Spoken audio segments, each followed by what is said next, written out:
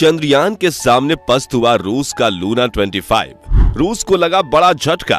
Luna 25 हुआ बुरी तरह फेल। भारत और रूस की स्पेस रेस का हुआ अंत।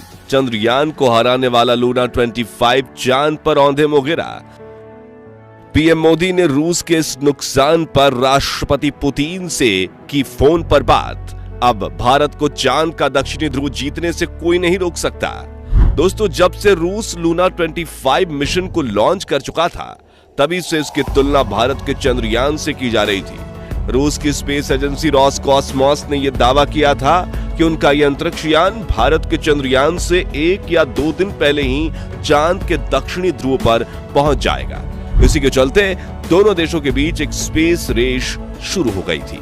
हालांकि रूस ने भारत को इस रेस में घसीटने की काफी कोशिश की, लेकिन हमारे इसरो वैज्ञानिकों ने अपने पहले से बनाए हुए प्लान पर चट्टान की तरह टिकते हुए ये दिखा दिया कि वो कितने काबिल हैं, और उन्होंने रेस को लेकर कोई जल्दबाजी नहीं की। और अब इस वक्त की सबसे बड़ी खबर निकलकर जो सामने आ रही है, रूस का लूना 25 मिशन अपनी मंजिल पर पहुंचने से पहले ही पूरी तरह से फेल हो गया है।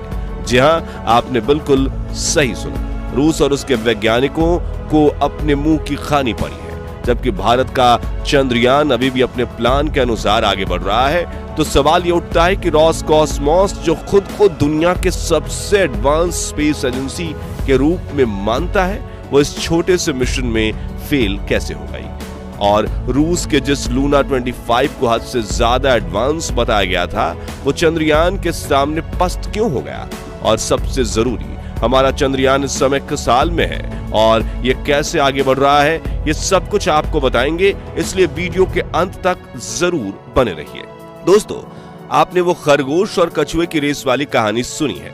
हाँ, वही जिसमें खरगोश अपनी रफ्तार के घमंड में चूर होकर रेस के बीच में ही सो जाता है और कछुआ धीमी रफ्तार से ही सही पर लगातार आगे बढ़ते हुए इस रेस को जीत जाता है। रूस और भारत के साथ भी ऐसा ही कुछ हुआ। दरअसल रूस इस रेस में खुद को खरगोश समझ रहा था और अपनी तेज रफ्तार से अपने घमंड में ये 10 दिन के अंदर ही चांद पर लैंड करने का दावा कर रहा था। लेकिन रूस का हाल भी वही हुआ जो कहानी में खरगोश का हुआ। रूस का लूना 25 अपनी मंजिल पर पहुंचने से पहले ही क्रैश हो गया, जबकि भारत का चंद्रयान धीमी रफ्तार से ही सही पर चांद की तरफ लगातार बढ़ रहा है। लेकिन सवाल ये उठता है कि ये सब हुआ कैसे और रूस इस मिशन में फेल कैसे हो गया। चलिए आपको ये सारा मामला शुरुआत से समझाते हैं। बात दरअसल आज से करीब 40 दिन पुरानी है, जब 14 जुलाई 2023 के दिन भारत का चंद्रयान 3 लॉन्च हुआ था। इसरो के वैज्ञानिकों ने बताया कि हमारा चंद्रयान चांद के दक्षिणी ध्रुव में लैंड करेगा और ऐसा करने में इसको करीब 40 दिन का समय लग जाएगा। यानी हमारे वैज्ञानिकों ने कोई डींगे नहीं हाकी। हम इतनी जल्दी चांद पर पहुंच जाएंगे या इतनी आसानी से इस मिशन को पूरा करेंगे। उन्होंने अपने पैर जमीन पर रखते हुए साफ साफ कहा कि हमारा रॉकेट LVM-3M4 जितना कैपेबल है, उसके हिसाब से हम चांद पर लैंड करने में 40 से 42 दिन का समय लगाएंगे। इस मिशन के लॉन्च होने पर पूरा देश बहुत खुश था, क्योंकि भारत चांद के दक्षिणी ध्रुव में लैंड करने वाला दुनिया का पहला देश बनने जा रहा था। इससे पहले कि किसी भी देश की स्पेस एजेंसी ने यह कीर्तिमान नहीं बनाया था। चंद्रयान को अपने सफर पर निकले हुए करीब 25 दिन बीत चुके थे, तभी अचानक रूस की स्पेस एजेंसी रोसकॉस्मोस ने अपना लूनर मिशन लूना 25 लॉन्च करने का ऐलान कर दिया। उनका इस तरह अचानक से मिशन लॉन्च करना सभी को थोड़ा अजीब लगा, क्योंकि रूस ने अपना आखिरी लूनर मिशन लूना 24 आज से 47 साल पहले 1976 में लॉन्च किया था। और लोगों की हैरानी तब बढ़ गई जब रोसकॉस्मोस के वैज्ञानिकों ने यह दावा किया कि उनका यह अंतरिक्ष यान चंद्रयान से 1 या 2 दिन पहले चांद के दक्षिणी ध्रुव पर लैंड कर जाएगा।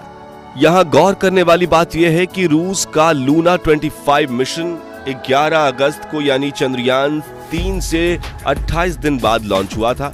फिर भी रूसी वैज्ञानिकों का ऐसा कहना कि ये चंद्रयान से 2 दिन पहले चांद के दक्षिणी ध्रुव पर लैंड कर जाएगा, कहीं ना कहीं ऐसा लग रहा था जैसे ये चंद्रयान को नीचा दिखाना चाहते हो।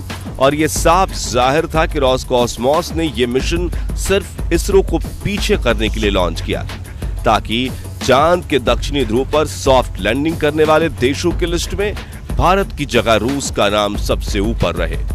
मिशन लॉन्च करते समय रोसकॉसमॉस के वैज्ञानिकों ने बताया कि लूना 25 लॉन्च होने के सिर्फ 5 दिन के अंदर यानी 16 अगस्त को लूनर ऑर्बिट में पहुंच जाएगा और इसके बाद 5 से 6 दिन के अंदर ये चांद के दक्षिणी ध्रुव पर लैंड कर चुका होगा।